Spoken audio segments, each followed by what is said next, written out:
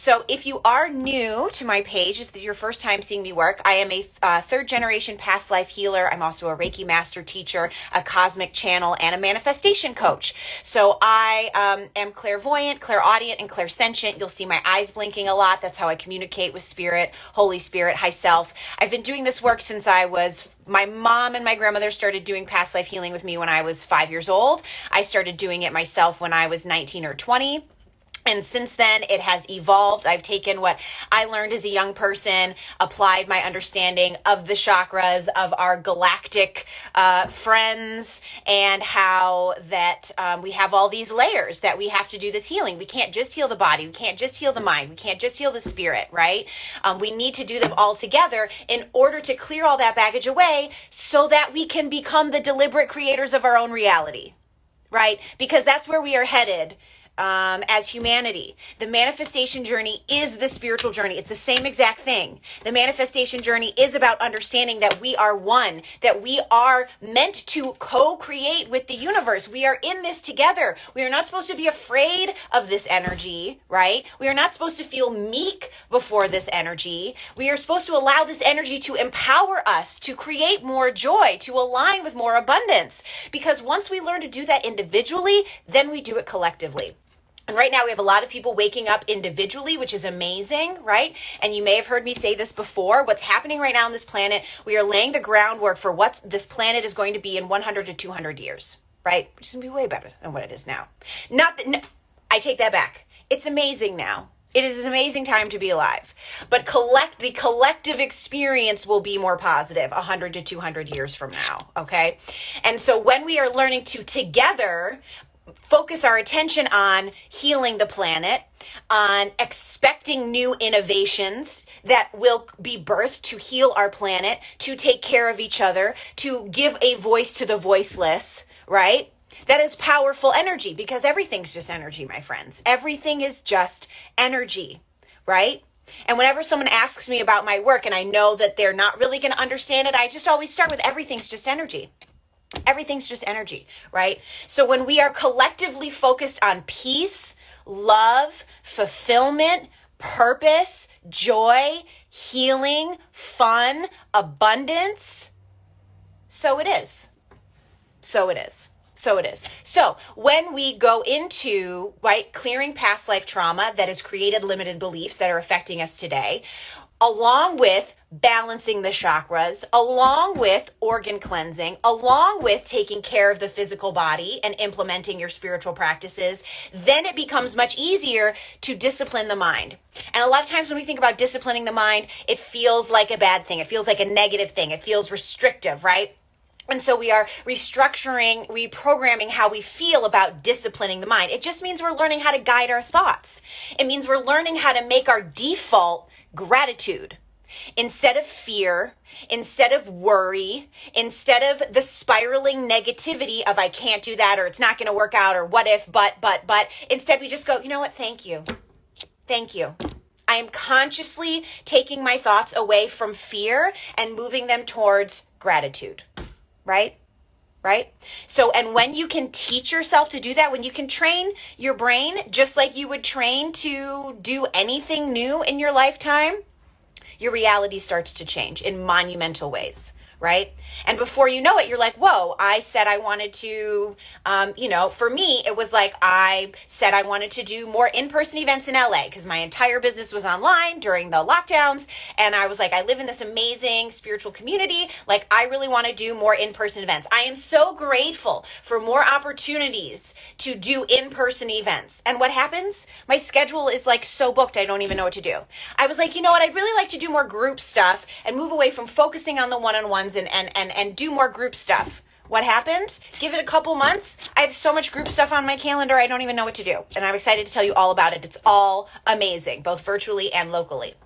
So we start small, right? With manifesting how you want your day to go, how you want this conversation to go, how you want your weekend to go, right? You start with small things.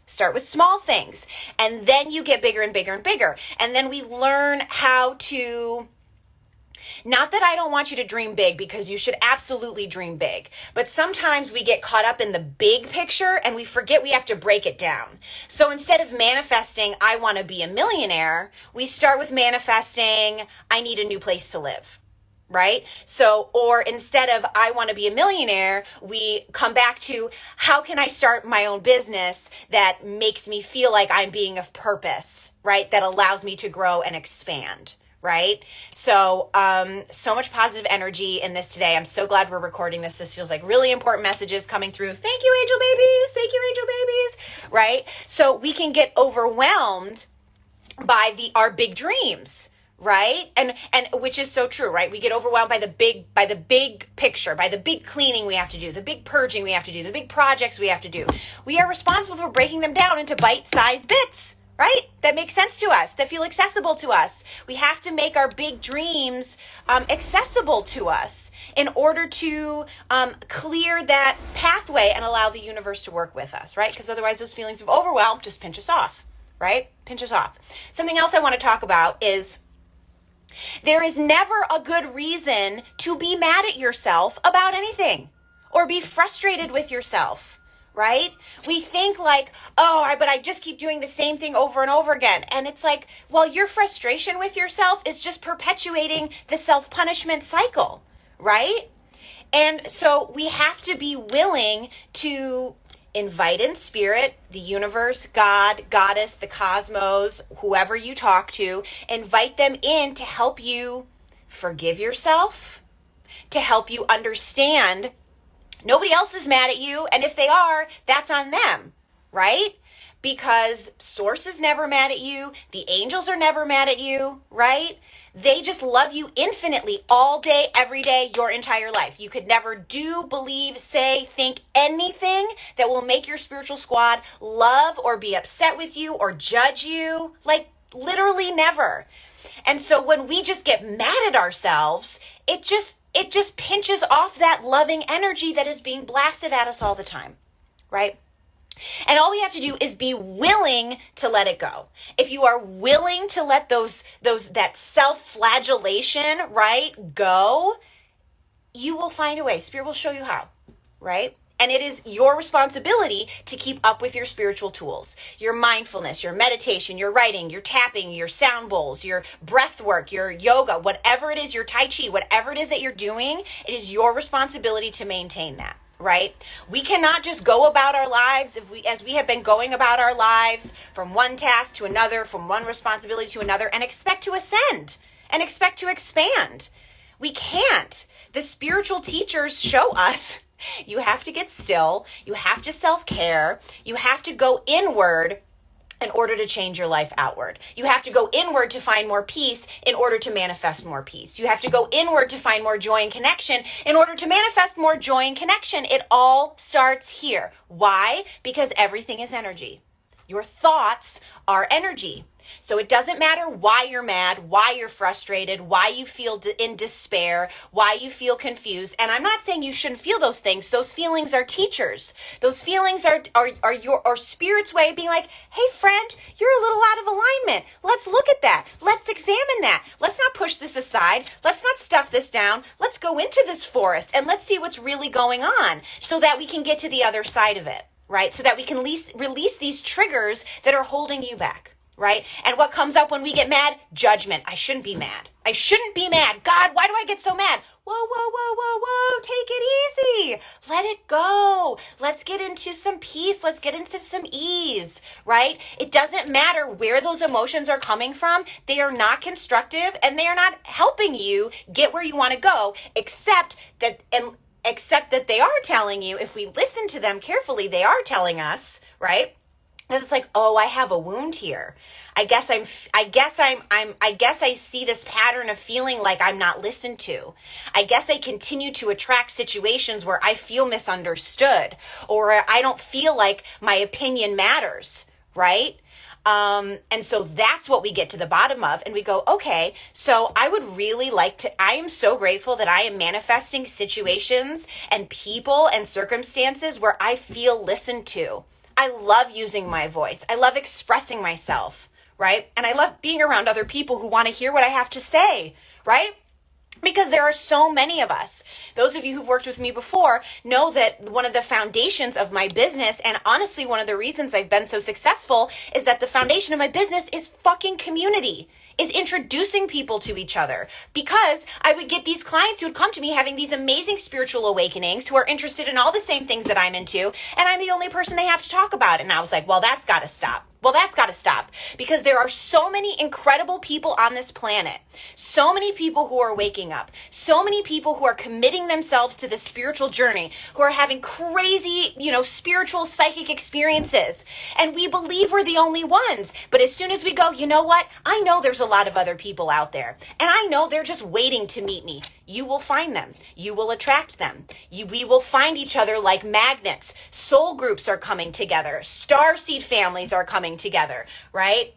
And so we just need to be in the space of believing there is community for us, and you will find it. Now, it is your responsibility to take action, to go to the events, to check out that progressive place, to try this thing, right? We have to mix it up a little bit.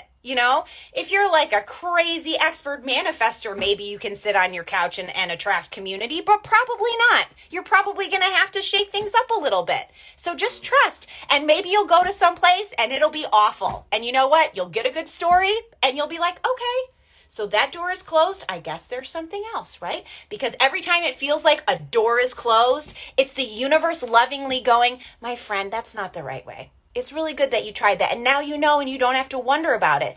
But this is your opportunity to redirect you someplace else. So, which takes us to the next thing. We are cooking. We are in flow today. If you feel like you keep trying things and you keep pounding up against a door, against a wall, and you're like, why spirit, why spirit, why spirit?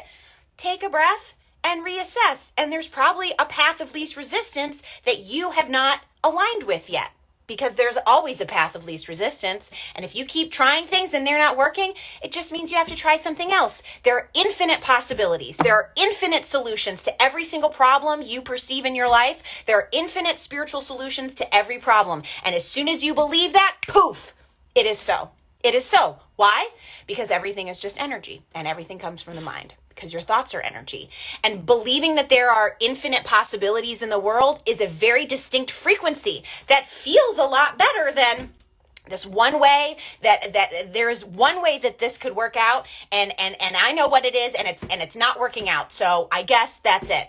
Whoa, whoa, whoa, whoa, whoa. Nah. There are infinite solutions to literally every problem. Why? Because we believe in an infinite source. Because source is infinite. And any philosophy, any religion, any healer you go to who sounds like there are limitations on source is mistaken. And is choosing to live in a reality that is not as good as it could be. Because source is infinitely loving. Infinitely loving.